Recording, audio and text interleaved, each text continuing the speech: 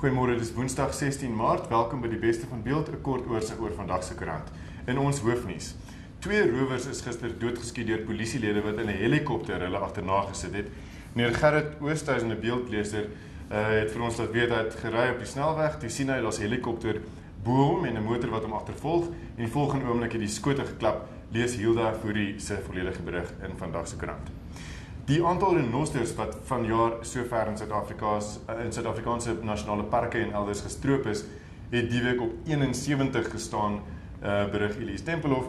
Dit beteken dat amper die hele aanwas in die renosterbevolking elke jaar op die oomblik uitgewis word, as aanvaar word die bevolking groei teen sowat 3% per jaar. Lees haar storie en meer besonderhede daaroor. Dan sluit Jody Nel beeld van sy misdaadverslaggewer in Johannesburg nou by my aan met 'n baie hartseer storie van 'n pa en 3 dogters wat gister dood is in Johannesburg. Jody, wat het gebeur? Meneer Manlan Kosi en sy 8-jarige driedingdogters Cindy Swa en Cindy Sele is gisteroggend in die vroegondure dood na die motor is waren bly in Highlands en die brand geraak het. So, is hulle dood gebrand of was dit iets anders? Nee, hulle is dood weens rookaseming.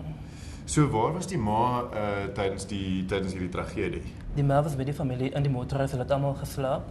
Die brand self die ma wakker gemaakt en sy het probeer om kinders en die man wakker te maak. En sy kon het nie kry nie, so sy het toe die dochters uitgeneem en die man probeer uitsleep en dus toe die paramedici opgedag het en die brand uitgeblus het. Jy was gisteroggend self op die toneel kort nadat dit gebeur het. Hoe het dit daar gelyk? Was daar baie bure? Wat het daar gebeur? Ja, baie van die bure was buite die woning in Highlands. Die ma self was binne die huis waar sy die motor gehuur het en van 'n familie het ingekom omdat het trots mens kon gehoor hoe hy sy en 'n familie van waar ons in die straat gestaan het. Ja. En die polisie het ook beraders employ om die ma te ondersteun. Okay, soos verstaan kan word waar die ma nie met ons gesels nie, maar lees Jody se volledige berig in vandag se koerant.